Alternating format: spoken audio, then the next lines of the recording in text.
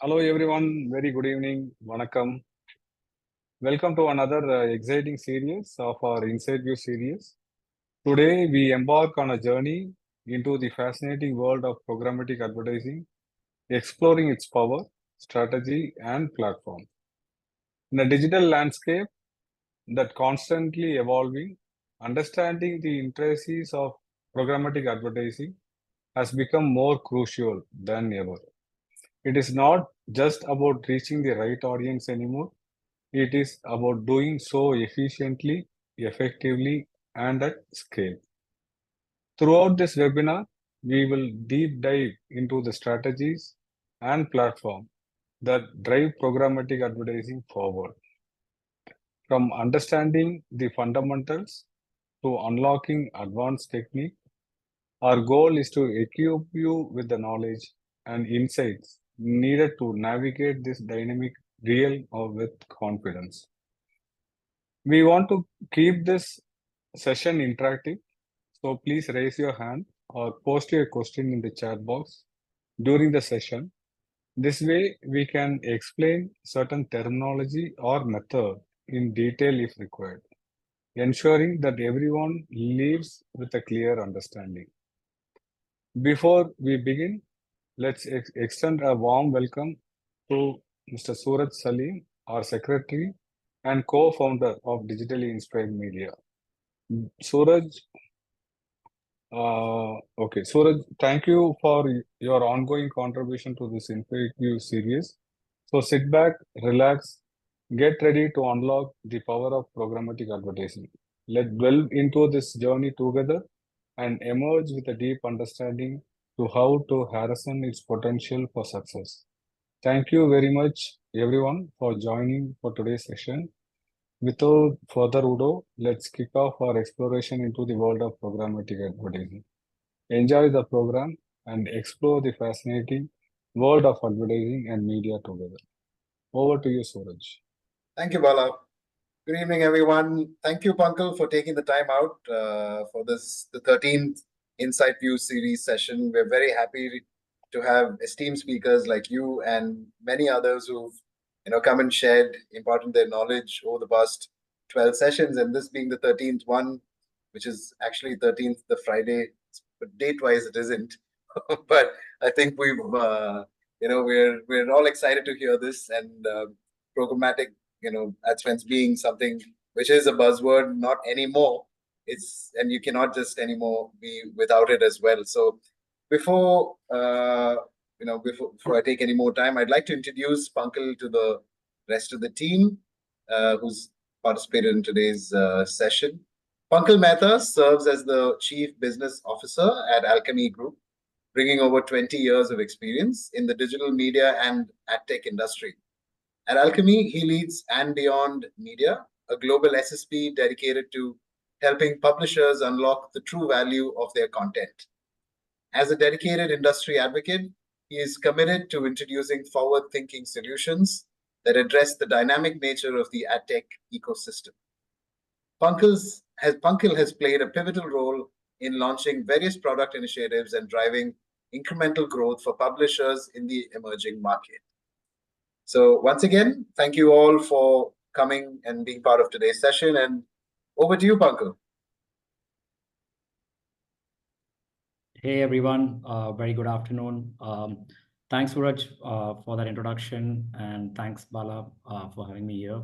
I think before we get started, a few quick notes. As Suraj and Bala mentioned, I'm going to touch upon various aspects and facets of programmatic advertising.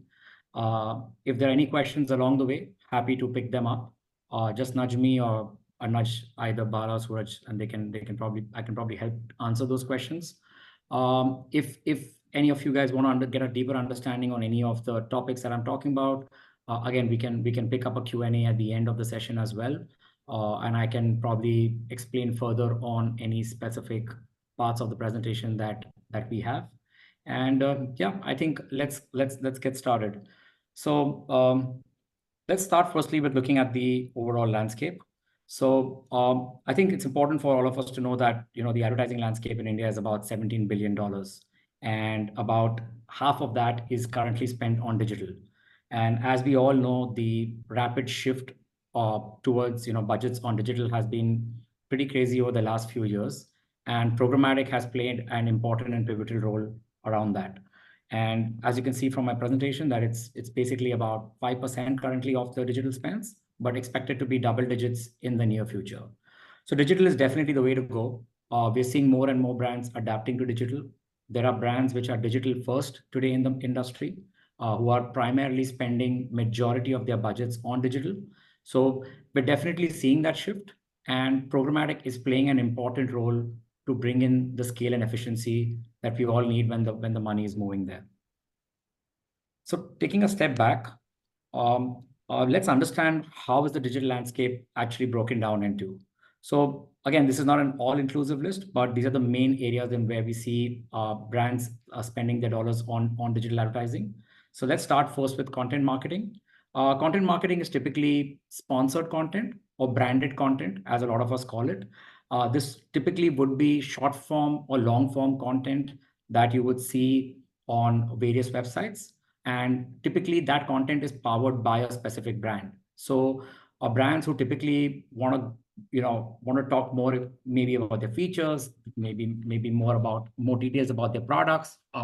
Content marketing can actually help them in a large way. So we definitely see a lot of brands taking a lot of interest over the last few years to not just run standard ad campaigns that we see, but also to explore the facet of content marketing. Moving on, we have social media marketing. Again, been a buzzword for a long, long time now. These are typically brand spends on social media platforms. This could be from a Twitter to a Facebook to an Insta to TikTok and so on and so forth. So any social media platforms that typically we spend time on. We see, I'm sure all of us see a lot of brands engaging with us on these platforms. So again, social media is a big part of the budgets for specific brands. Moving on to email marketing. Again, email marketing has been there forever. I'm sure all of you guys know about email marketing. These are typically subscribed mailers that you receive from brands. Either they're used tactically, could be for a specific offer, could be for a specific product, or could also be to enhance the brand image. So email marketing does cover that. Along with that, we also have PPC, which we call the pay-per-click. These are typically text advertisements. Again, been around for a long, long time. We see this on Google search, where we see sponsored text ads, and various other third-party platforms also do carry out. So PPC is very evident from a search-based platforms, so Google, Bing, etc., or could also be used as text ads on various websites, apps, blogs, etc., where you will see these typical text blurbs, which has a headline and which has a body to it, and that's typically the ad that runs. Along with that, we also have influencer marketing. Again, this has been the newest form of marketing, I would say, in the last few years. Again, a very, very hot space. We're seeing a lot of brands shift their budgets to influencer marketing.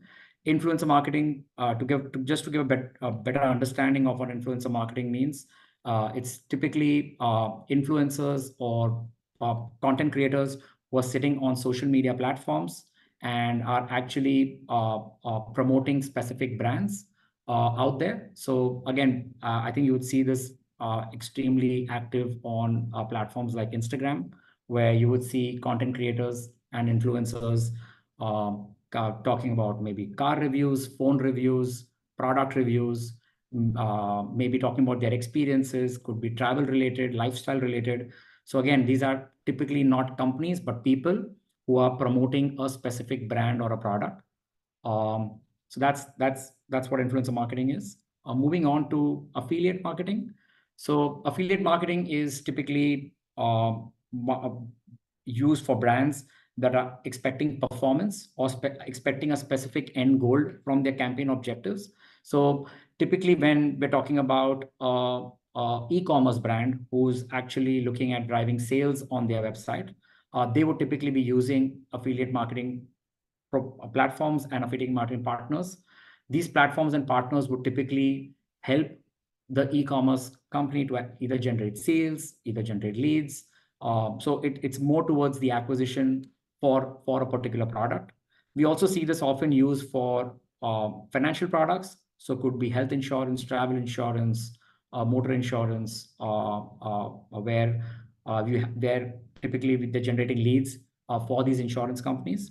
And we've also seen it actively adopted for brands, for automobiles, where we're talking about test drive requests. So any new car launch that's happening, they extensively use affiliate marketing channels, where they're actually using these channels to help them generate test drive requests for those specific vehicles. So these are some of the examples for affiliate marketing. And then moving on to programmatic advertising. I think programmatic advertising, again, is primarily started off with display and video advertising. What I mean by display is typically creative-based advertising, where you have a design creative which is put out on a specific website or a specific blog or a specific app, or could also mean video ads that we see run across all internet. So this is a broad idea of how the digital advertising landscape has broken into. And moving on, we'll talk a bit about how do actually brands and advertisers typically do their digital buying. So if you look at it conventionally, most brands and advertisers were using an IO based. So what's an IO? IO is nothing but an insertion order. This is typically a document created which would specify the actual media buy.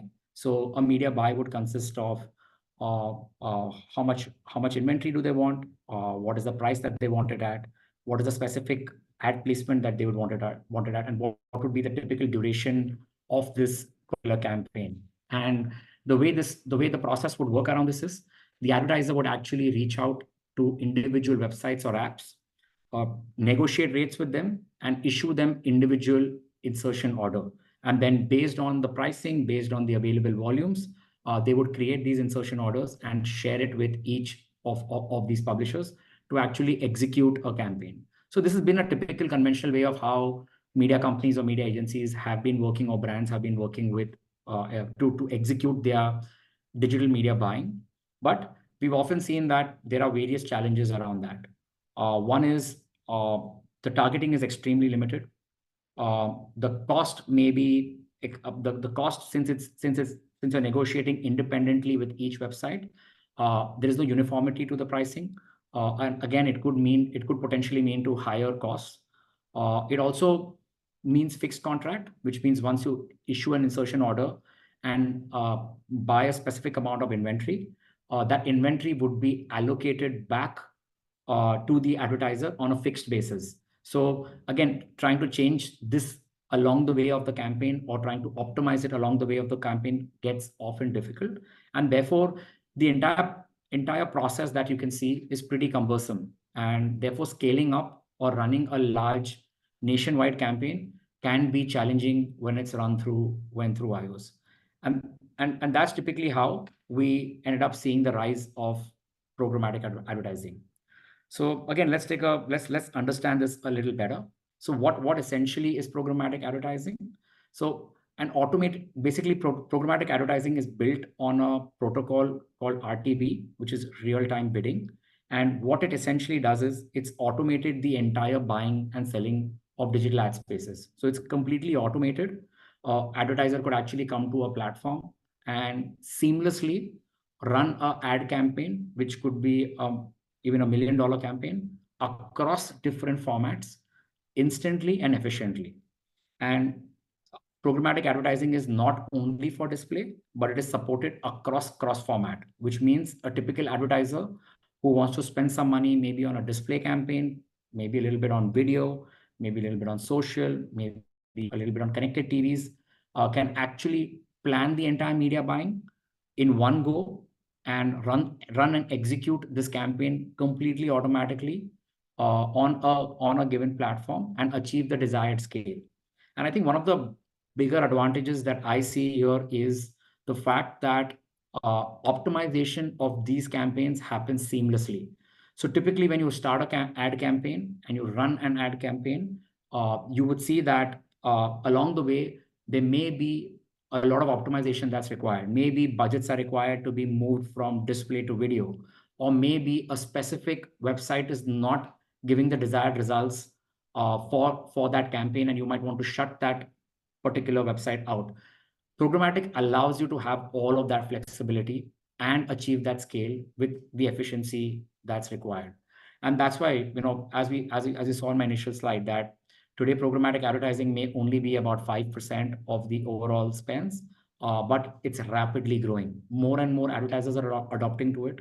More and more agencies are adopting to it. And therefore, we definitely see this going into double digits in the coming years. Moving on, a quick comparison. I think I've covered some of this already, but just to give a better idea that it typically programmatic advertising is removing or taking away most of the inefficiencies that used to exist previously. The entire buying is automated. The pricing is dynamic. You don't need to sit and negotiate with each website or each blog or each app. It happens on the platform directly. There is detailed targeting available. Again, over the years, it's become extremely important for brands to reach their specific audiences or specific users. Programmatic allows you to do that. You can do behavioral targeting, you can do contextual targeting, you can do demographics-based targeting. So you can do various advanced targeting on a platform.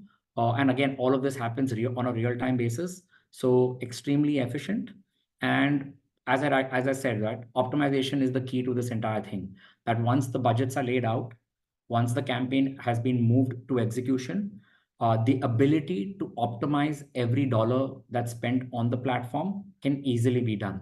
And therefore, we are seeing the rapid shift from the traditional buying to the programmatic buying.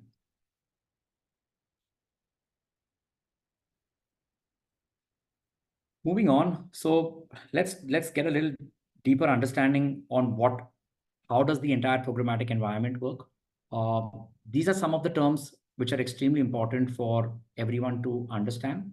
On my next slide, I've also covered a diagrammatic representation of these terms, which will make it a lot more easier to understand. But let's go over each one of them. Sure.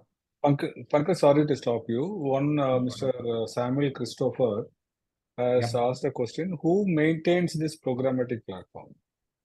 Okay, I think it's an interesting question. So I'll just rephrase the question a little bit, if you don't mind. I would say that in terms of there are multiple players in the entire ecosystem. We have the brand, who's typically the advertiser. We have the media agency, which is typically the advertising agency or the media agency who the brand has partnered with for all their media buying efforts. And the agency actually signs up with specific platforms. So there are multiple platforms available in the market. I've covered them in my upcoming slides. I can probably spend a little bit more time once we come on that specific slide, which will answer that who maintains it and how it typically runs. Okay. But before we get that, I think let's understand the various terms, because it'll become a lot more easier for everyone, for the larger group to get a better grip on what I'm saying. So we can start with we can jump to the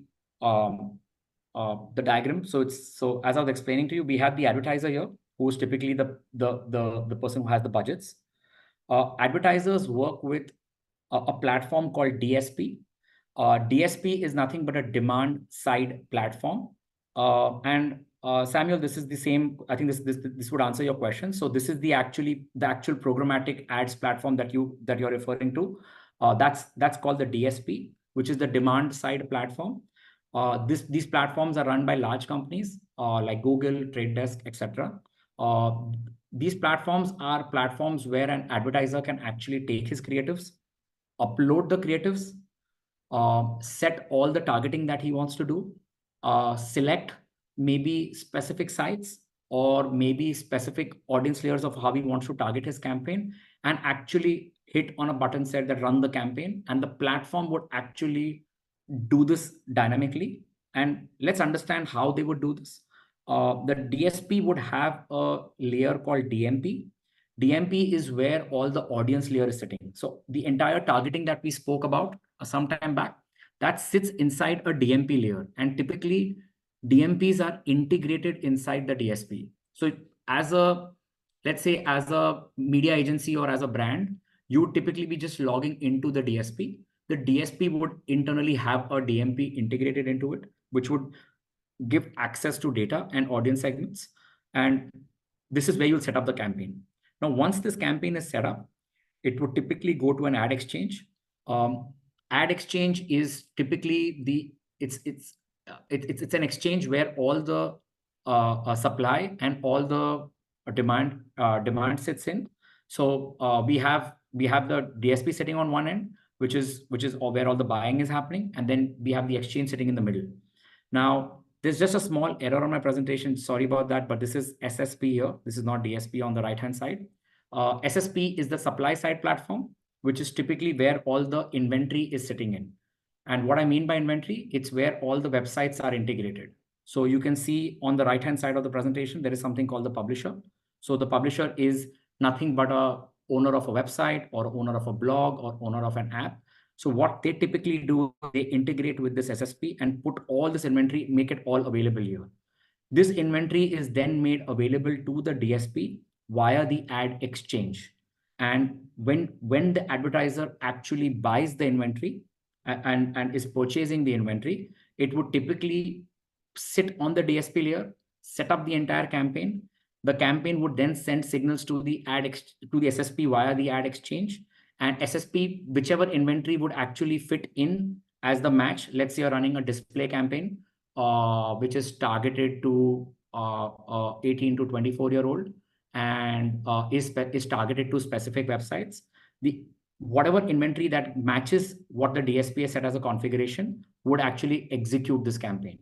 So for you as a marketer or you as an advertiser, you only need to worry about the DSP. You only need to worry about the fact that the DSP is sitting here, and you would set up the campaign onto the DSP, and the entire execution would then happen through the various actors.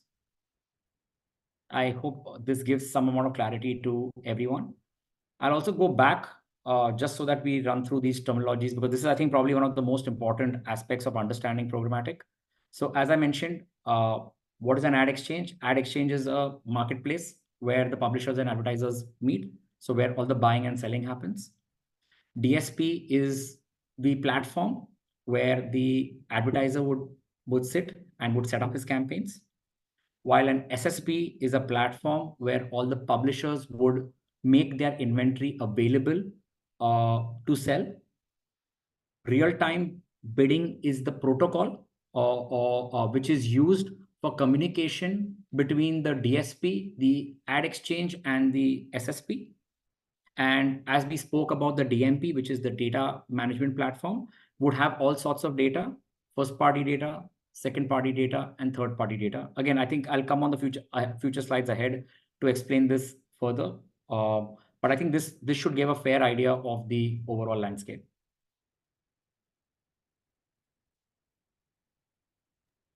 And Pankil, can you also elaborate slightly about the first party, second party, and third party data? Sure, You have something covering that. covered in the Yes, coming slide? I have that covered in the future slides. Okay, fantastic. So therefore, why choose programmatic? I think I've answered that question already. I think it streamlines the entire process. Advertisers have to use either one DSP or multiple DSPs, but everything is sitting inside a platform. It can be executed instantly. Since we're not talking to anyone, we're not trying to negotiate any rates. Everything is on the fly, happening on the platform. And since the entire platform is on a bidding-based model, where you would bid for specific inventories, it can execute easily. Again, efficiency, because of dynamic pricing, it's extremely efficient. If you see a cost going up, you can actually shut down specific sites which are expensive. If you see performance going down, you can shut down sites which are not delivering to your goal. So getting the right mix becomes that much more possible. And again, this can happen at scale. You can do it for a specific country. You can do it across geographies. You can run it globally. A DSP would typically have inventory available from most parts of the world. So it's completely robust and scalable. Also, just for everyone's understanding, if I have to give a similarity to this business, And I often do this with some of the new joinees who come in my team, and I often tell them that, look at it like a stock market, where you have a buyer and you have a seller, and there is a price, and the price is based on bidding, and there are set prices that keep fluctuating every second, every minute, every hour, and buyers are constantly bidding and buying, and sellers are oftenly putting different prices for selling.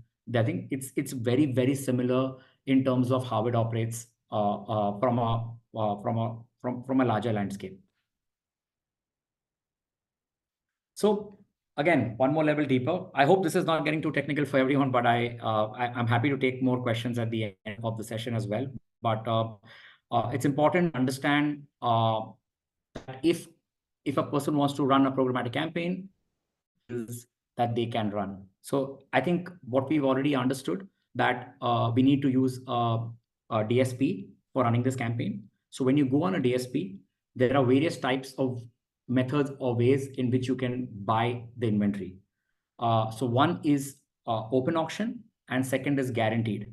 So how would it typically work is, open auction would typically mean that you as an advertiser can bid for that inventory along with other advertisers, and the highest bidder would get that inventory. So this is not guaranteed.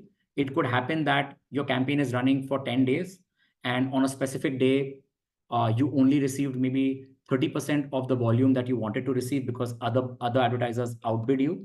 But maybe on another day, you outbid a lot of other advertisers and you got majority of the inventory. So it's pure bidding based. There is no guarantee. You need to constantly optimize your pricing and bidding, which is the dynamic pricing, to win as much inventory that you want. So, and what we call that is open auction, or we call it the open marketplace. Inside the open auction, there are also private marketplaces.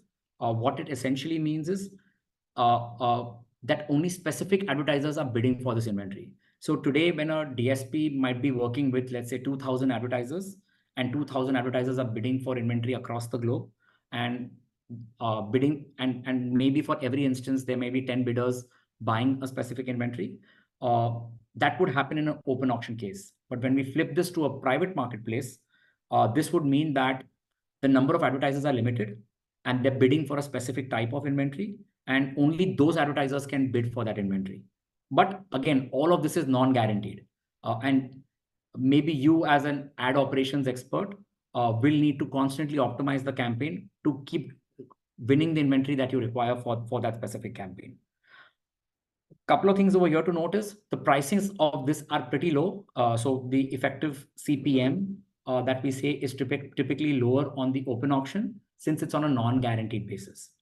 But when we flip this entire thing to a guaranteed model, which is the right-hand side of the graph, you will see that you as an advertiser can actually buy inventory without talking to the publisher on a one-on-one basis, on a fixed basis. So you can say that I want 1 lakh impressions from timesofindia.com, and that 1 lakh impressions would be guaranteed given to you at a specific price. So you can fix that on the DSP, and this will be the guaranteed inventory that you will win for that day, because you're not bidding with other partners.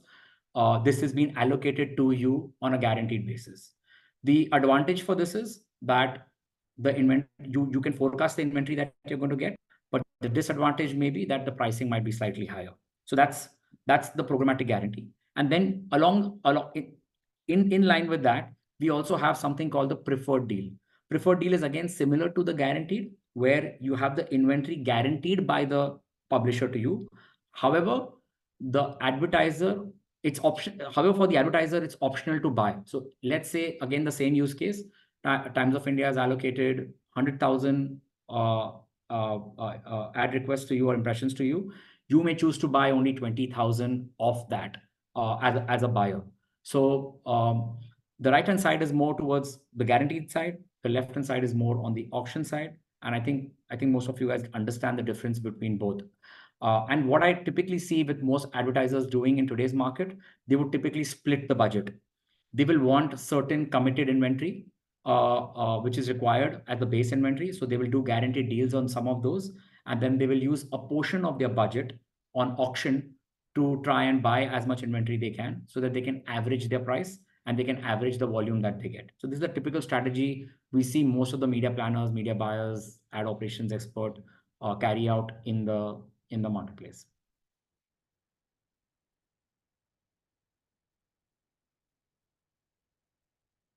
I'm actually just seeing a question from David. Do DSP and ad exchange allow actual programming at the advertisers so the buying decisions can be automated?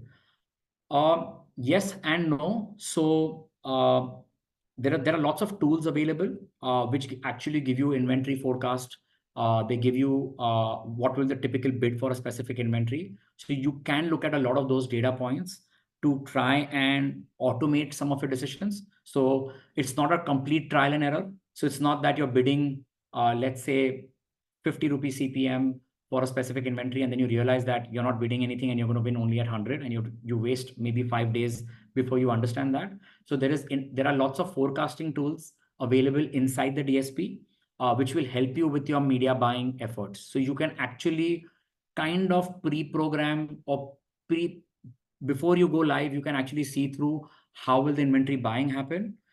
It's pretty accurate. I won't say it's fully accurate because there are a lot of times other advertisers are outbidding you, but it'll give you a fair idea of how this campaign can get executed. And then looking at that data, you can set your prices, you can set your volumes, you can set all of the parameters that you need basis that.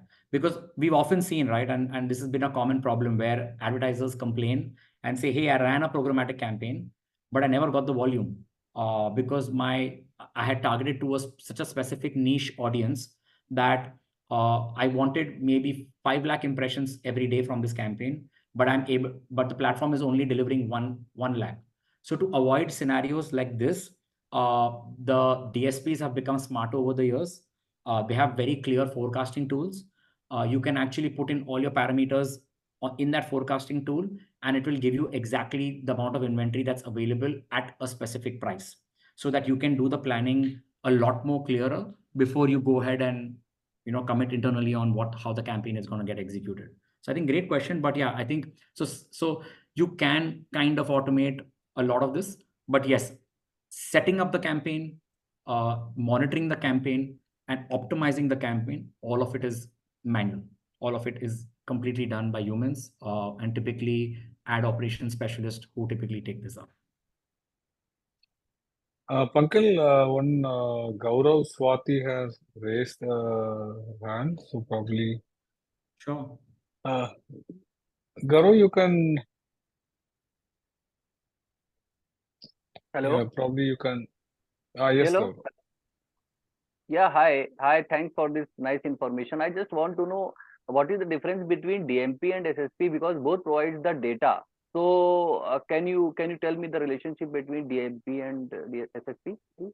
Yeah, sure. So SSP is a supply side platform. It is typically a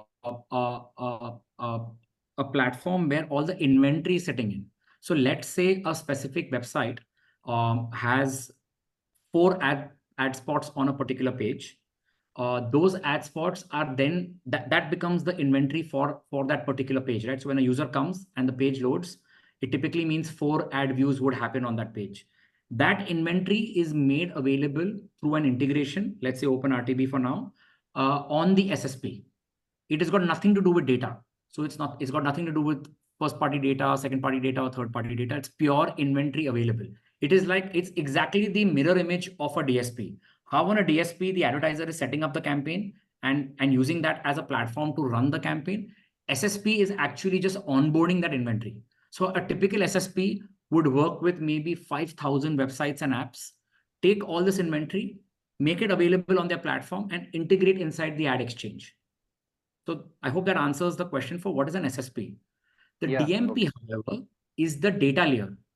So when you say accept cookies on a typical site, when the publisher is dropping cookies for specific instances, when the publisher is collecting your data for specific instances, could be for maybe a newsletter subscription, maybe he has a sign up on his website, any of that. So when he's collecting that data can sit inside a DMP, and that data is then used and exposed out for either the publisher to run campaigns for the advertisers, or in this marketplace so that the advertisers can do better targeting.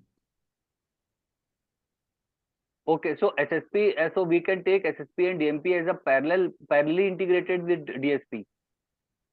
Yeah, to the ad exchange, yes. To the ad exchange. Okay, and what are the tools through which all the data are collected? Is it GD ID also, as you said, newsletter, or maybe through email ID? But what about Apple phone, the iPhone, and is it collected through GD ID also? Yes, it's collected. Yes, it is collected through various means across various devices. Each device has its own regulation, and then there is GDPR, which actually controls the regulation in terms of what, and there are various policies at various country level which control. So it's a combination of what the device allows you to do, what the operating system allows you to do, what are the specific laws in that specific country for collecting data. India is a lot different from Europe, let's say, or a California inside the US. The law is very different from the rest of the US. So based on those specific laws, there are specific ways on how you can collect the data and store the data to ensure that the data is not being abused. There are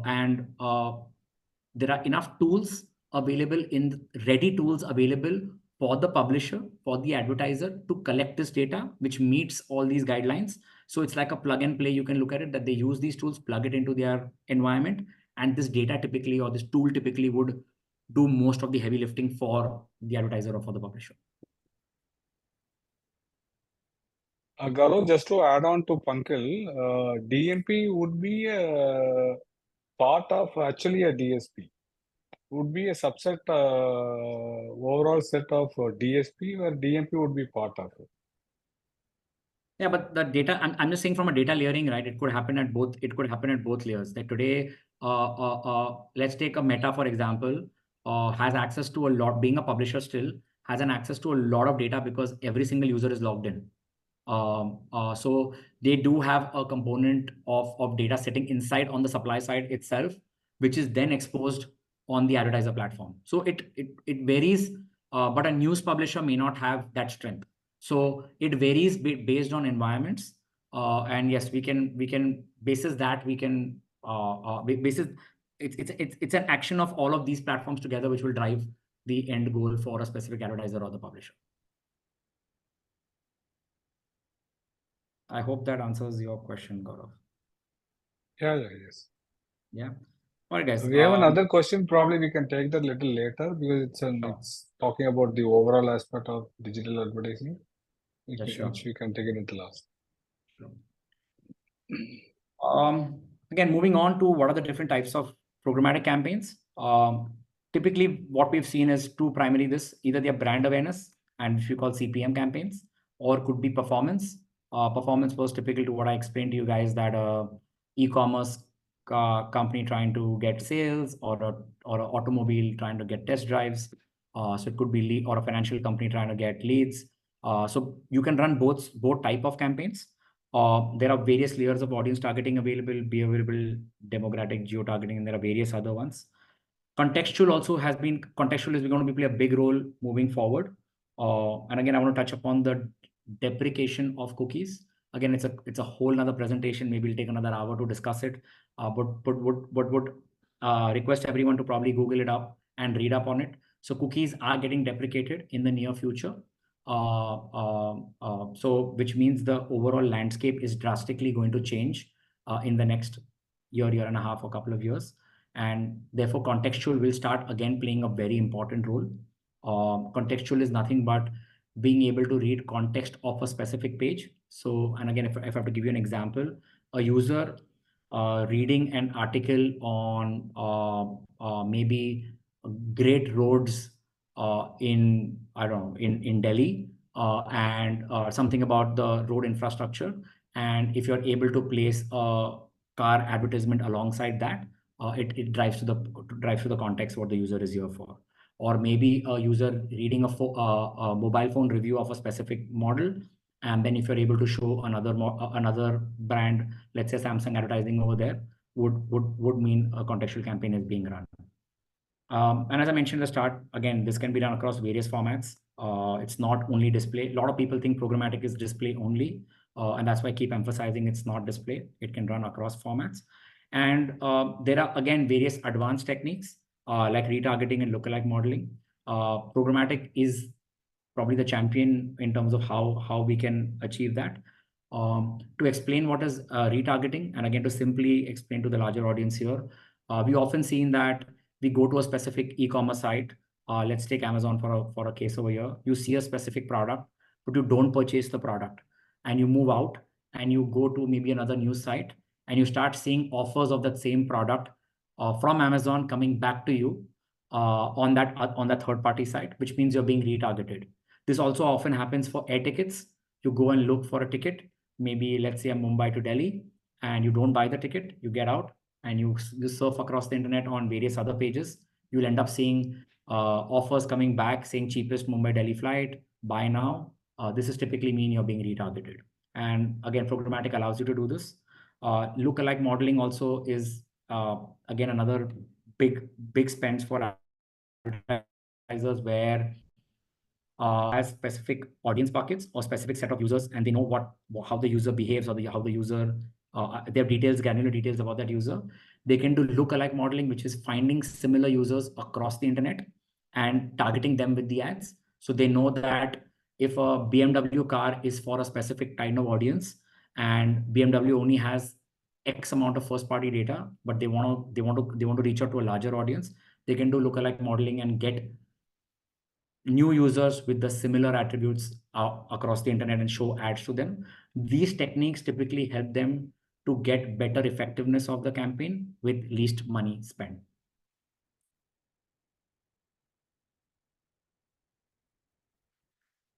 Moving on, I think Bala also had asked this question, audience segmentation and data collection.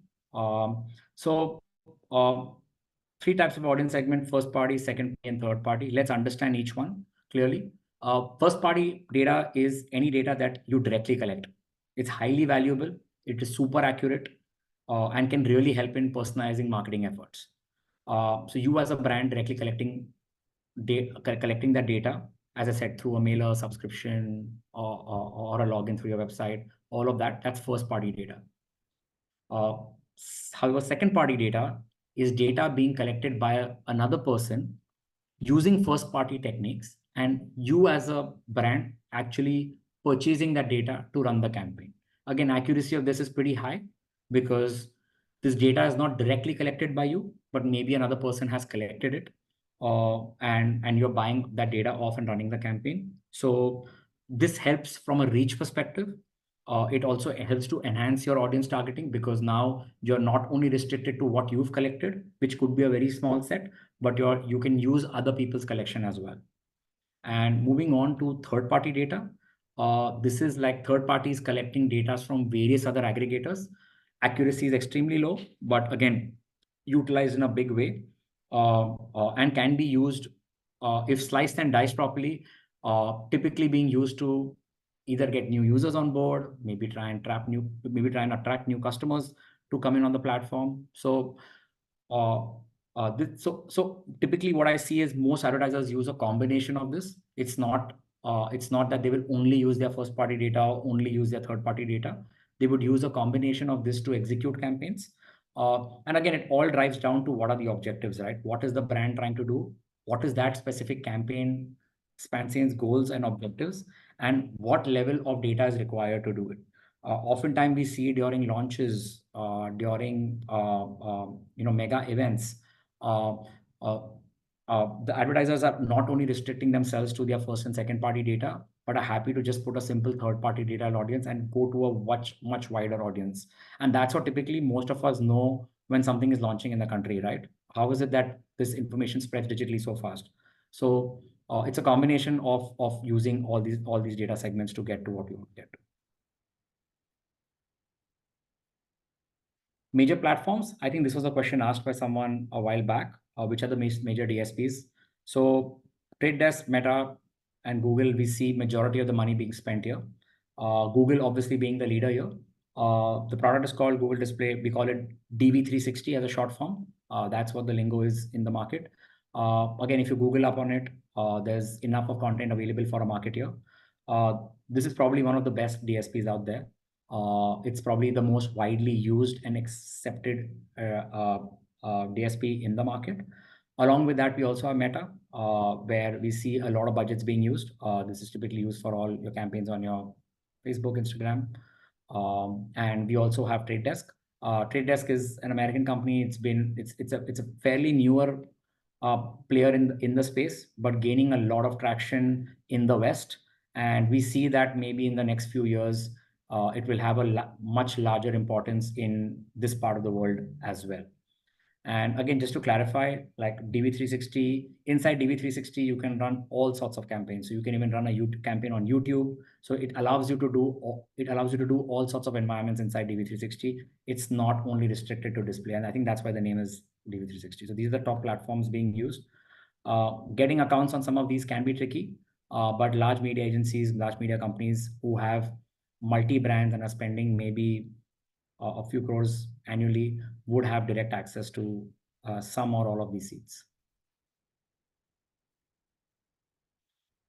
Along with this, just touching upon the last few things on brand safety measures, again, extremely important for advertiser.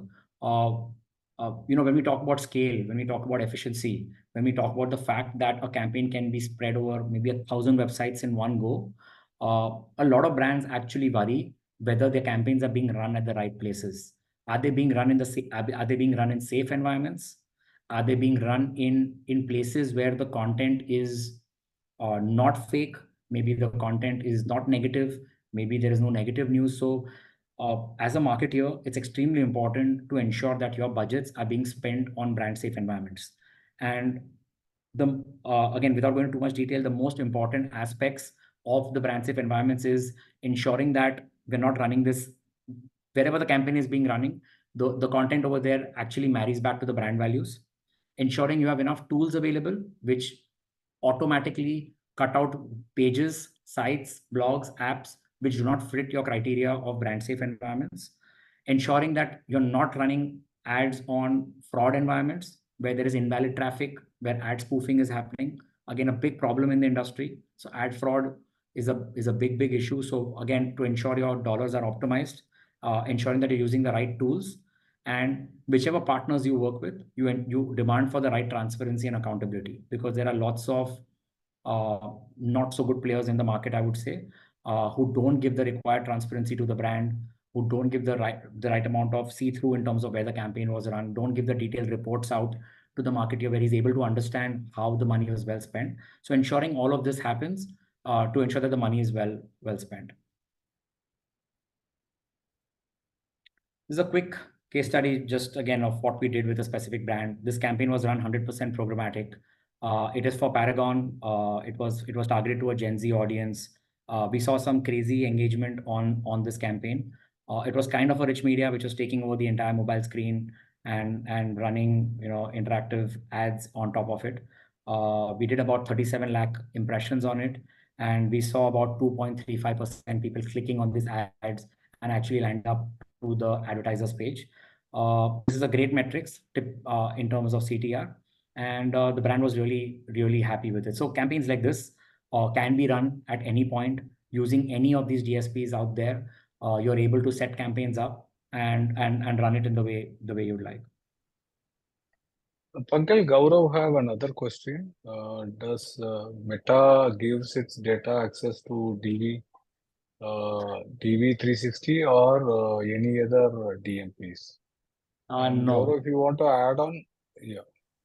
Yeah, Gaurav, it does not give. It's as we call it in our word, it's a black box. Or we call it a wall garden. And what I mean by wall garden is everything happens inside that environment. There is no way for you to pull that data out. And they typically do this so that you're dependent on the platform for your ad spends. So that's on Meta.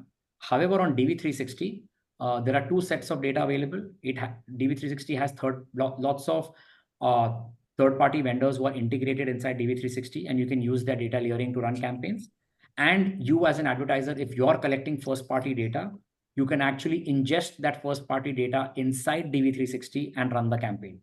So DV does allow you to do that, and you can bring in that, and the data that you bring in will be exclusive to you, so that it's not misused, and you can run all your campaigns on that.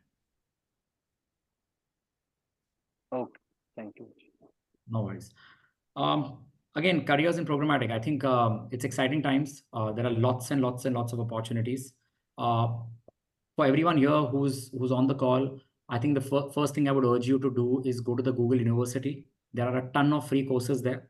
And they're really interactive, informative, and probably the best out there, and they're free.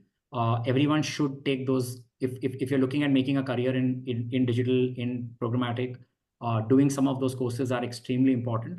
And they'll really be helpful and really add to the CV. Attending networking events, AndTech New Delhi. Again, we've been one of the sponsors there.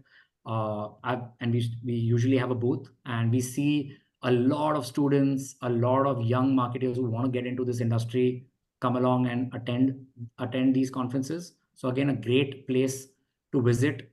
You get to see maybe 40, 50 different companies, what they're doing, and a lot of content and yarn around different aspects of digital advertising. In terms of profiles, bunch of profiles. So programmatic manager, campaign manager, ad sales, ad operations. Go on LinkedIn, look them up, check out their JDs. A lot of buzz happening.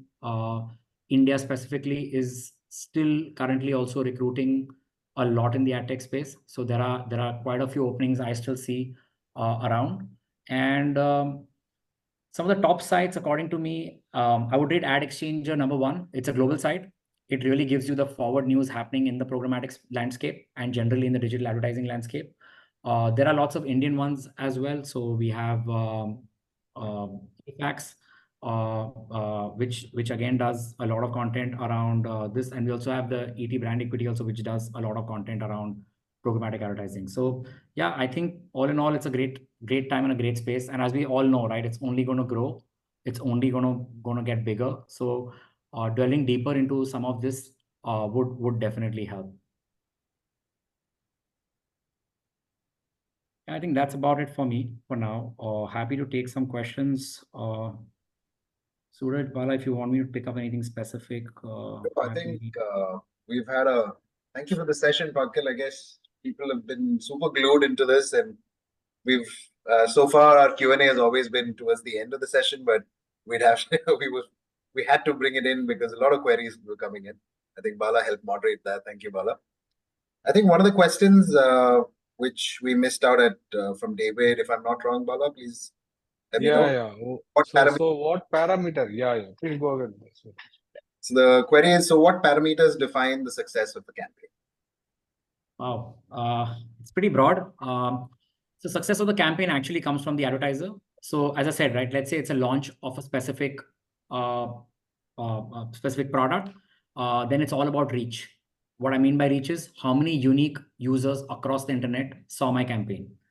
But when I flip this for, again, an e-commerce guy, the goal would be how many sales did I do today and how much did I spend? So if I spend $100 or $1,000 on my campaign, was I able to generate $10,000 worth of sales? So again, there is no specific metric, but it completely depends on what the advertiser wants to do.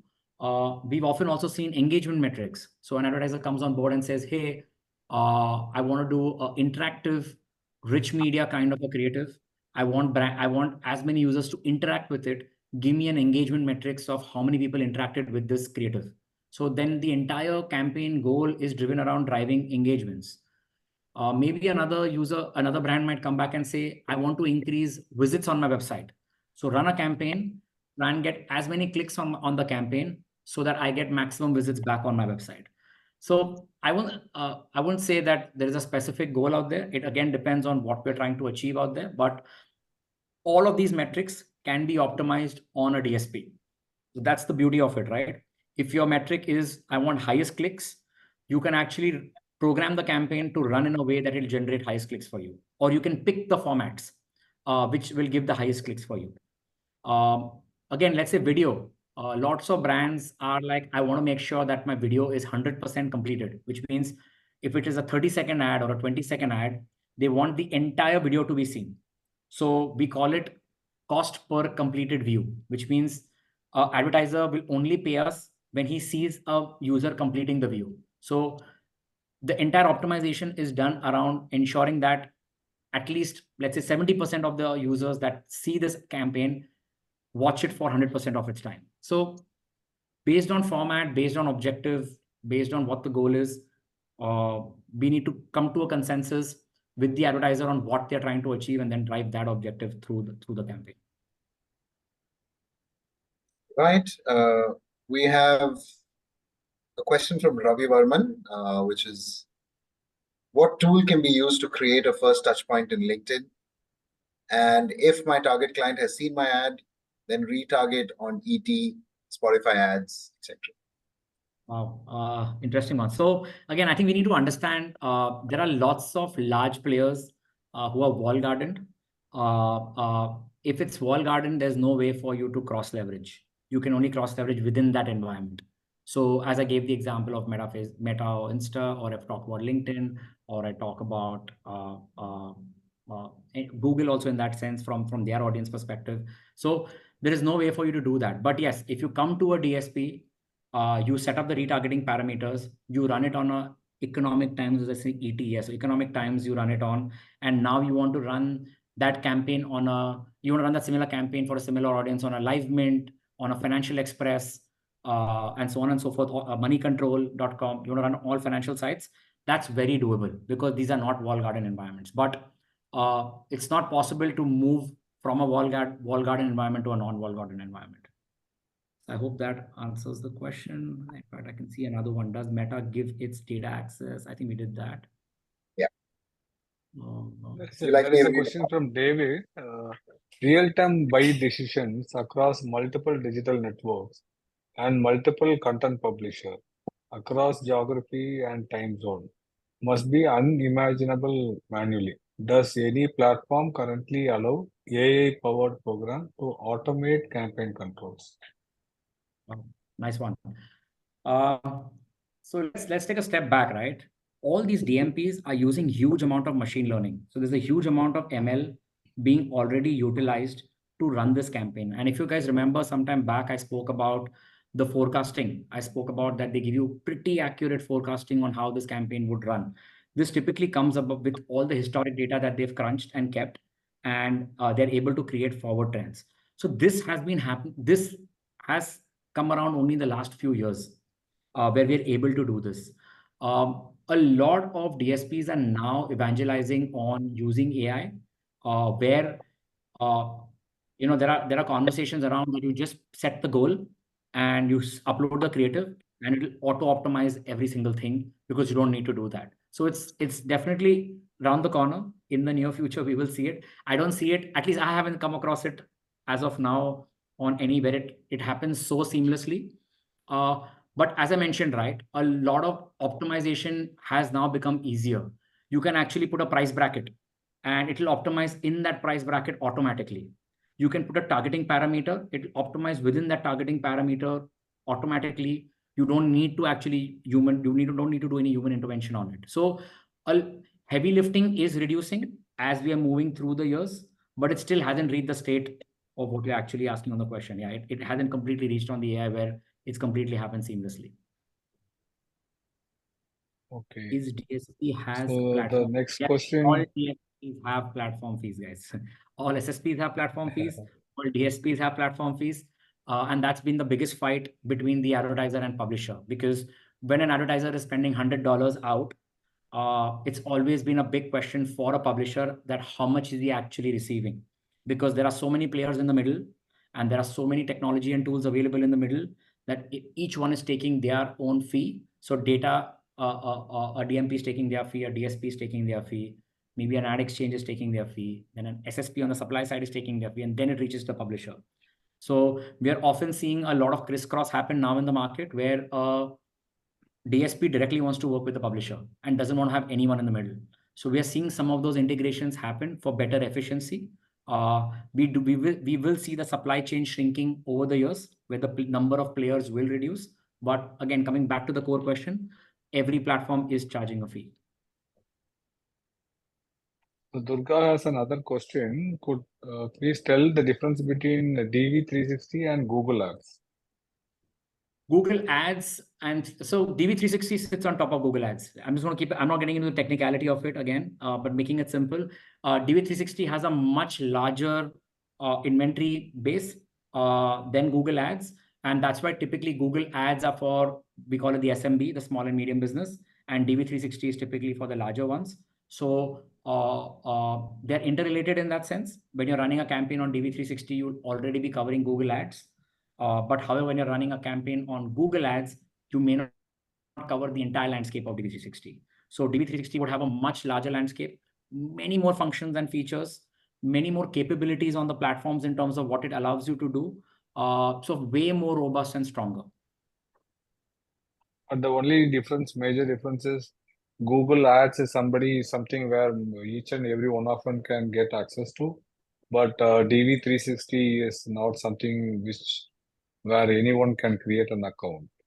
Yes, Right, it's you need a minimum spend. As I mentioned to you, you need to have a minimum spend annually to get a direct DV360 seat, or you need to work with a official reseller which Google has appointed for DV360, and then they would manage your managed campaigns on your behalf on the platform. So getting a DV360 seat in today's world is pretty difficult unless you're a prominent brand or you've been funded heavily and you're going to spend X amount of money. So yeah, I think I agree with what Bala is saying. Okay. So we have a question from Anbu Cherian. Hi, Pankil. Most of these are driven by algorithm, if I am right. How frequently do these algorithms change? Yeah, I'll give you a little analogy. So unlike a search, right, where the algorithms change and it really has an adverse effect on publishers, in this case, algorithms are only getting better. So there is a constant update happening, right? AdTech is ever evolving. At times, I struggle to keep up with what's happening in the space when I talk to so many people. So it's getting way smarter day by day, and algorithms are being updated, but it's only, as I said, it's only reducing the heavy lifting. It's only improvising the efficiency. So it's all done in one lateral direction to get this, to make the advertiser or the marketer's life better. So we have one more question. Campaign for Paragon, does that involve multiple ages or? So Econ Paragon campaign was strategized by my internal team. We had presented to, it's not multiple agencies, it is presented by us to the brand. The brand would typically give inputs. If they have an agency, another agency that they work with, maybe that agency also comes in and gives the inputs. But we built that creative, strategized on that creative, showcased it, ran the campaign, and did the post-campaign analytics end to end for the advertiser, because that's what they like. That's how, because then again, it's all about that the advertiser doesn't want to do the heavy lifting. They want someone to come in and play that role. Yep, I think. So Gaurav, do you have any other question? You have raised your hand now. You seem to be a very active participant. That's good to know that. No, sir, You it can was unmute about yourself. Yeah. it was about Meta only. I have got my answer. Thank you. Okay. Awesome. I hope this has been good for everyone. Again, thank you so much for having me. This has been an amazing session. You guys can reach out to me on LinkedIn. If there are any further questions, happy to take those up at any given point. Thank you so much. Before we conclude, Pankil, I'd just like to get Umanath from the founder of Media News for You to give the thank you note. Sure. Hey, Pankil, it was a real wonderful session.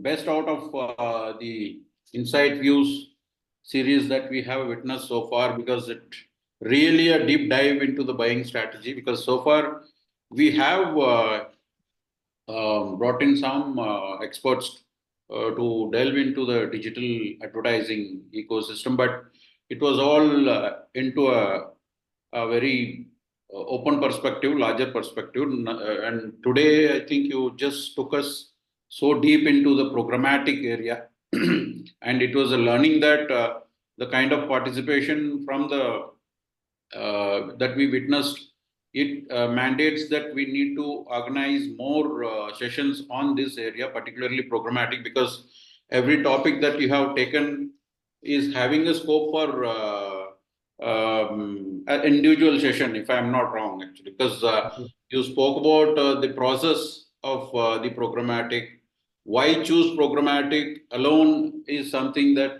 needs a separate section. Then talking about like the types of programmatic deals, again, it has a scope to deal with on an individual section. So again, the types of programmatic campaigns, audience segmentation and data collection, and the platforms involved in, and the finally with the brand safety.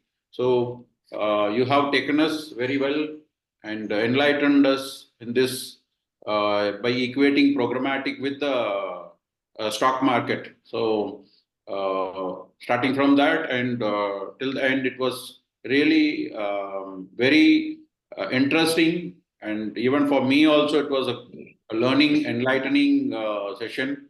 And we hope our audience, everyone would have enjoyed it and had a lot of takeaway today. So thank you, Pankil, and